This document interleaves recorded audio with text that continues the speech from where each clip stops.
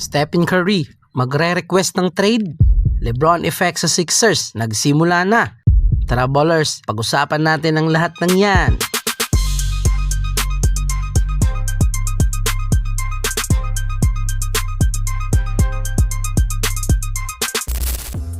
Ang LeBron effect sa Philadelphia 76ers ay nagsimula na. Hindi lang sa team ang may pagbabago, pati na sa kapalaran ng 76ers at ang malaking epekto sa ekonomiya.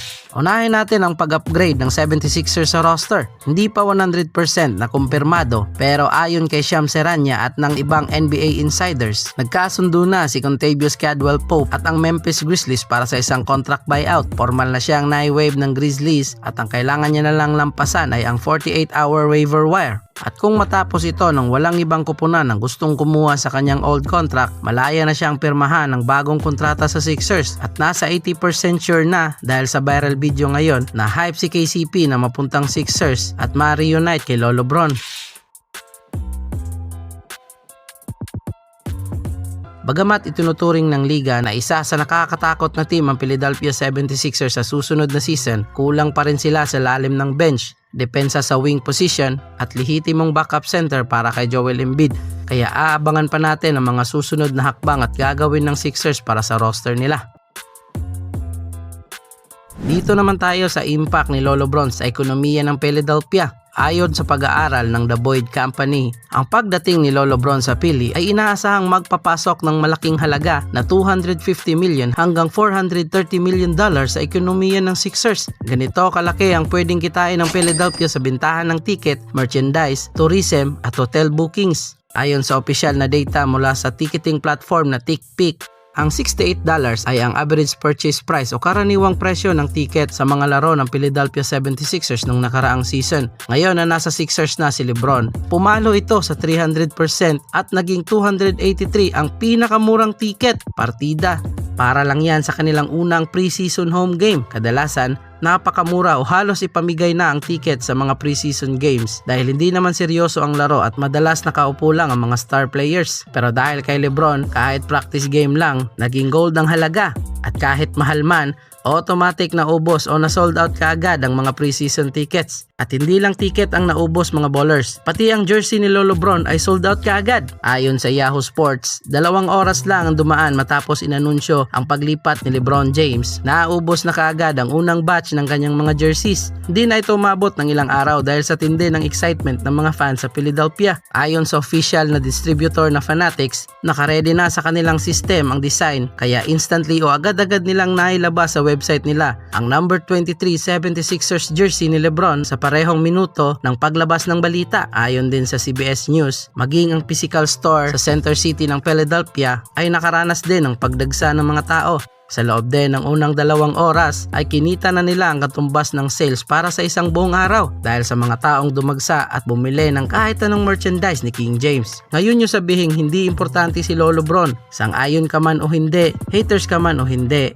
yan ang katotohanan ng impluensya ng isang LeBron James. Kaya yung mga haka-haka na kulelat umano si LeBron dahil sa $8 million offer niya, hindi natin alam kung ano ang mas malawak na kasunduan sa likod ng pagpirma niya sa maliit na offer.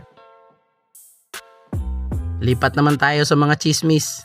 Disclaimer lang mga ballers, baka mabash na naman ako kasi di official news. Rumors nga ni...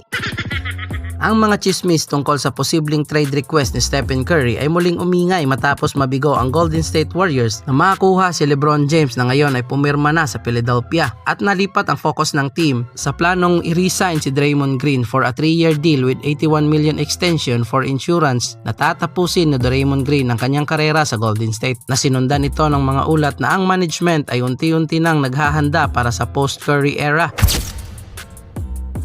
Kung tutuusin, wala pang official trade request si Curry. Ngunit ang direksyong ito ng prangkisa ay nagdudulot ng spekulasyon ngayon sa mga fans at pwede na nating i-assume na wala nang plano ang Golden State for another championship roster para kay Curry. Ayon sa report ng NBA insider na si Tim Kawakami, ang owner ng Warriors na si Joe Lacob ay interesado sa pagbuo ng kupunan para sa susunod na kabanata ng franchise. Dagdag pa ni Kawakami ay gustong ipakita ng may-ari ng Golden State kung ano ang kaya at hindi kayang gawin ng organisasyon nang wala si Stephen Curry.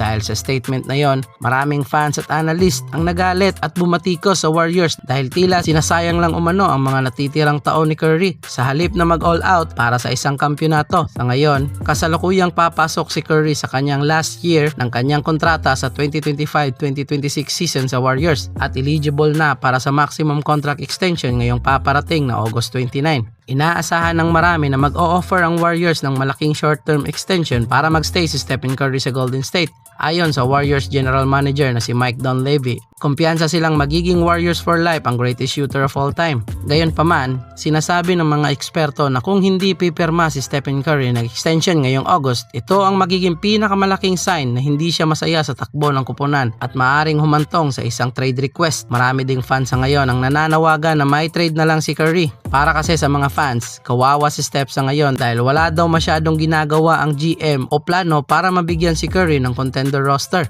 Lalo na ngayon na hindi natuloy si Lolo Bron sa kanila at dahil sa chismis ngayon, mabilis na naglabasan ng mga haka-haka at hypothetical mock trades mula sa iba't ibang media outlets. Ilan sa mga madalas mabanggit na destinasyon kung sakaling magkaroon ng breakup ang Warriors at si Stephen Curry ay ang San Antonio Spurs para sa elite shooting at tandem for Wemby and Stephen Curry. Sumunod naman ang Miami Heat para sa isang championship run pa para kay Steph with Giannis and Adebayo at swak din si Curry dahil wala pang legitimate point guard sa ngayon ang Miami Heat. Ang tanging sigurado lang ngayon ay nananatiling loyal pa rin si Stephen Curry sa Golden State Warriors. Ngunit ang kanyang desisyon sa darating na extension window ang magpapasya kung magpapatuloy ba ang spekulasyon na magre-request ng trade ang greatest shooter. Para sa akin, sariling opinion lang to mga ballers, malaking insulto to sa nagawa ni Stephen Curry para sa Warriors. Madali lang para sa kanilang sabihin na mas nakafocus na sila sa future ng franchise imbes sa current era ni Curry. Sa edad ni Stephen Curry ngayon, marami pang pwedeng magawa ang greatest shooter para makapag-compete pa ng isa pang singsing. Nasilip din ng mga fans, kaya pala medyo matumal ang ginagawang move ng Warriors sa off-season ay dahil sa rason na mas target na nila ang next gen. Ayon sa Polymarket, kasama sana ang Golden State Warriors sa top 2 choices ni LeBron before siya mag-sign sa Philly. Kaya ngayon, mas naging malinaw na mas pinili ni LeBron ang Sixers dahil sa kompleto na ang team at siguro nakulangan ang kampo ni LeBron sa offer ng Golden State dahil wala namang blockbuster move ang ginawa ng Warriors sa ngayon. Kayo ba mga ballers at solid Dub Nation? Ready ba kayo sa posibilidad na lilipat si Stephen Curry kung walang gagawing malaking hakbang ang Warriors para sa kanya? At kung gusto mo mang ma-trade siya, saan ba gusto mong mapunta ang greatest shooter? I-comment mo lang ang opinion mo at ating pag-usapan. At huwag kalimutang pindutin ang subscribe button. And this is Ballers TV. Thank you for watching.